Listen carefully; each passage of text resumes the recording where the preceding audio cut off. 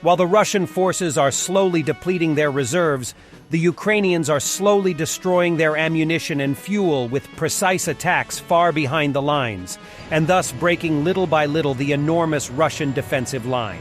And the first cracks are already visible. Ukrainians are advancing in the south and east. Let's see the last update.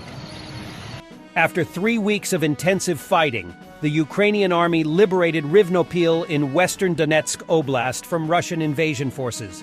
Over the past 3 weeks, the Ukrainian army liberated 15 more square kilometers southwest of Velika Novosilka, closing in on Pryutny and Staromajorska.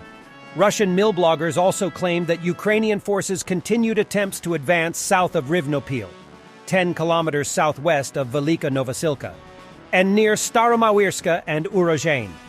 Russian channels report big fights in the Vremievsky Ledge, which is the area south of Velika Novosilka. The enemy went on a large-scale offensive in the area of Urozhain. Prior to the attack, they conducted a massive artillery preparation. There's a big fight going on. Ukrainian forces also launched successful attacks in the east, securing a bridgehead north of Soledar in the Bakhmut sector, Donetsk Oblast, and undermining Russian defenses in the area. Bakhmut will soon be completely encircled. And you know what they say, what comes around, goes around. After constant nuclear threats against Ukraine in the west, cylinder with depleted uranium hexafluoride exploded at the Ural electrochemical plant in Russia, killing one. Russian Nuclear Things Corporation Rosatom says that incident at uranium enrichment plant near Yekaterinburg posed no danger to population. They said the same during the Chernobyl disaster, by the way.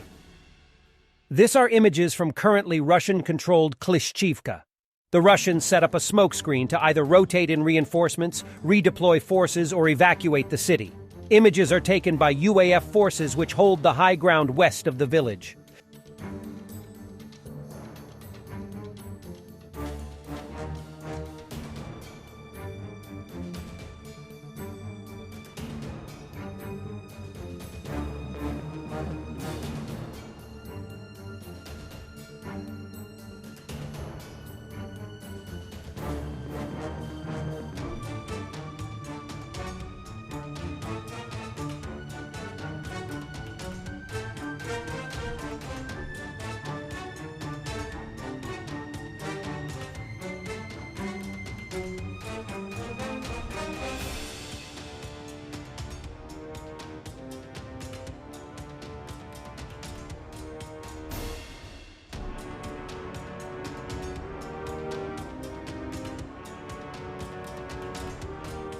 Ukrainian servicemen contact Russian officers on Telegram with threats, forcing the occupiers to stay on high alert and then don't show up. This is revealed in an intercepted call published by GUR. The call seems recent, made either shortly before or after the start of the counteroffensive. У вас тоже там не тихо? Что-то там какой-то копится здесь. Все знают, никто ничего не делает. Ах вы, в Телеграме, комбату пишет, на какой есть интернет. Ну. Они ему пишут, что там пизда, 150. Нормально. Вот поэтому сегодня всю ночь держали железо.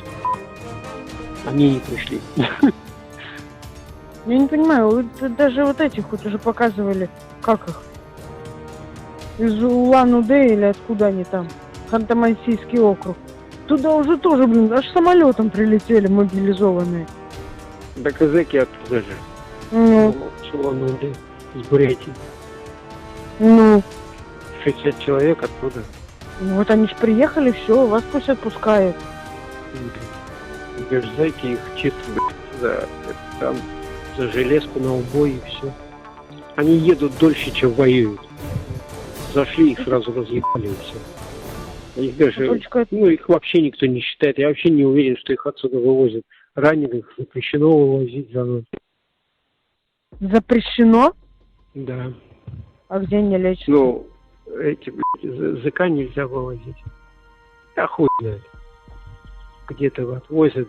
Лечатся ли они вообще, не лечатся, кто их знает. Я думаю, 200-е так, сколько они у нас тут лежали, просто закопали где-нибудь и все без вести пропавшие. Да мне похуй на них. Мне главное, чтобы ты вернулся домой. Да, я понимаю, что как отсюда вернешься. Все уже говорят, что, блядь, 2 выхода, либо 200, либо 300, блядь. Всё, по-другому тут вообще непонятно как. Сейчас опять вроде переводят на те посты, блядь, железки. Это куда? Ну, где стреляют почаще. Сейчас активно закапываются. Да хохлы-то по-любому готовятся. Главное, что мы были готовы. Мы не готовы, у нас нечем готовы. A conflict is brewing between Iran and Russia after the Russian Federation supported the UAE in a territorial dispute with Tehran. 3 islands, Abu Musa, Greater Tunb, and Lesser Tunb, have been controlled by Iran since 1971, but they are also claimed by the United Arab Emirates. The Emirates recently renewed their claims to the territories, and this week Russia and the Gulf Arab states issued a joint statement calling for a diplomatic solution to the territorial dispute. Instead, Iran declared that these islands belong to it forever, and such statements contradict the friendly relations between Tehran and its neighbors. 2 days after the announcement of the statement, Tehran summoned the Russian ambassador, and Iranian officials called on the Russian Federation to correct its position on the territorial conflict. And since allegedly powerful Russia is now completely dependent on Iranian drones, this is certainly not a good development for Putin. The U.S. will buy retired MIM-23 Hawk anti-air system with missiles from Taiwan and will refurbish then send to Ukraine. Taiwan has at least 13 batteries and 39 radars of this system. This news is on some of the biggest medias in Taiwan already. At the NATO summit, allies agreed NATO's most detailed and robust defense plan since the Cold War, strengthened their commitment to defense investment, agreed to bring Ukraine closer to NATO, and deepened partnerships around the world.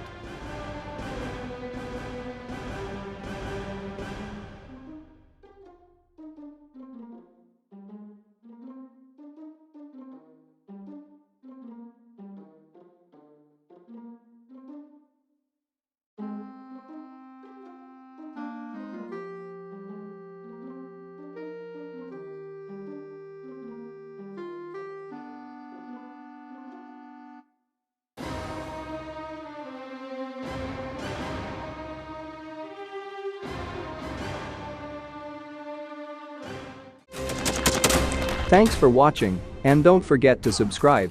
Also, if you want to support Warthog Defense, please become our member and get early access to new videos, exclusive members-only videos, and become administrator in comment section.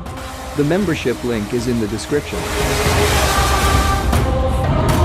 Rescues every day. We had a guy last week, it's 6 rescues in 6 days. You know, he's doing the job every day.